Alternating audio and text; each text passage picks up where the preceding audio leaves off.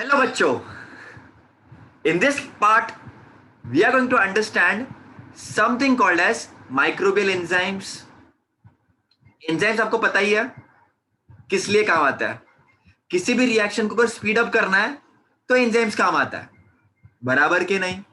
हाँ या ना? तो बच्चा पलटे, what are microbial enzymes we will understand in this particular lecture. बच्चों समझने की कोशिश करना। पहले हम देखो, एक चीज समझना, रिएक्शंस तो होते ही है, लेकिन रिएक्शन को स्पीड अप करने के लिए बहुत सारे और भी प्रोसेस होता है। There is something called as catalyst, जो हम यूज करते हैं रिएक्शन को स्पीड अप करने के लिए। लेकिन केमिकल कैटलिस्ट में काफी प्रॉब्लम है, डिसएडवांटेज है। देखो बेटा, क्या होता है ना, उससे केमिकल्स हार्मफुल भी है, पोल्यूशन भी होता है, it's a waste also. So all these things are there. वो अच्छा काम तो कर रहा है, लेकिन बुरा काम बहुत ज्यादा है उसके अगेंस्ट। इसीलिए बच्चों, डिसएडवांटेज होने के कारण आज की डेट में हम यूज कर सकते हैं microbial enzymes. What are microbial enzymes बच्चा party? So basically they're bio catalyst. Bio मतलब लिविंग, कैटलिस्ट मतलब which increases the rate of reaction। तुम्हारे बॉडी में बहुत सारे एंजाइम्स है बच्चों, बहुत सारे। तुम्हारी बॉडी में हर एक ऑर्गन में, every specific organ and every specific part has some of the other enzymes. अगर ये एंजाइम नहीं होते तो बच्चों बहुत ज्यादा समय लगता डाइजेशन होने के लिए। इसीलिए एंजाइम्स काफी जरूरी है। एंजाइम्स के बारे में एक इंटरेस्टिंग फैक्ट भी बताऊंगा मैं बच्चों। अगर फॉर एग्जांपल,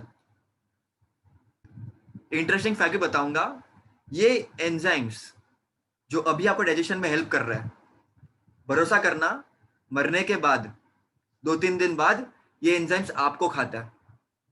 सो बेसिकली ये एंजाइम को खाना चाहिए। जिंदा हो तब तक तो ठीक है, आपको डाइजेशन में हेल्प करेंगे, लेकिन मरने के बाद ये एंजाइम आपको ही खाता है। इसलिए बॉडी ज्यादा दिन रख नहीं सकते, रखना है तो उसको प्रिजर्व करना पड़ता है, आपको अच्छी तरह से मालूम है। So this increases the rate of reaction, very good. And let me tell you one thing, बहुत इंटरेस्टिंग बात बच्चों बता रहा हूं यहां पर मैं आपको। ये माइक्रोब से बनता है, तो इसको हम बोलते हैं माइक्रोबियल एंजाइम्स, राइट? अब एडवांटेजेस सुन लो इसके, एडवांटेजेस सुन लो अच्छी तरह से, इसके पॉइंट्स नोट करो, क्यों यूज करना है इसको। बच्चा party, it is active at low temperature, pH and pressure. आपको टेम्परेचर बढ़ाने की जरूरत नहीं है,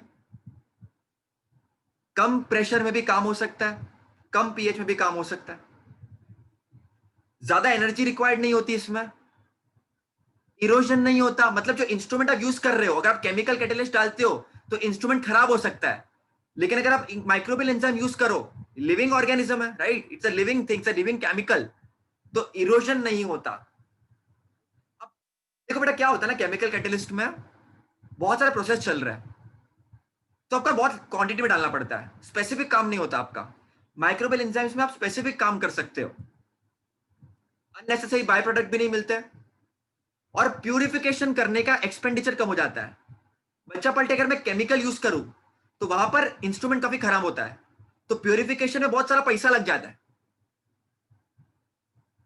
एंजाइम्स को आप रीयूज कर सकते हो, केमिकल्स को आप रीयूज नहीं कर सकते।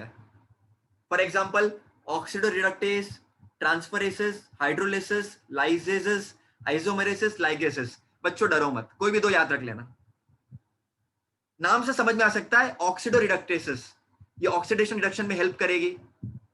ट्रांसफरेसिस, फंक्शनल ग्रुप को ट्रांसफर करने में हेल्प करेगी। तो ये सब चीजें आपको याद नहीं रखना है, आपको पता होना चाहिए। ये एडवांटेजेस कर लेना, एग्जाम में 110% आएगा, लिख के ले लो, ठीक है? दिमाग लगाने का, नॉर्मल तरीके से समझने का। यूज बता देता हूं बच्चों।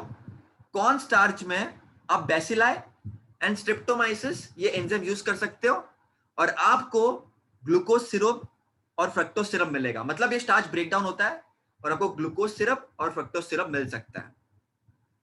चीज इंडस्ट्री, टेक्सटाइल, पेपर, इन सब जगह पे माइक्रोबियल एंजाइम काम आता है। तो माइक्रोबियल एंजाइम से इतना ही, अच्छी तरह से पढ़ो, रिवाइज करो, लर्न करो, एंड चैनल को सब्सक्राइब कर लो। Thank you so much.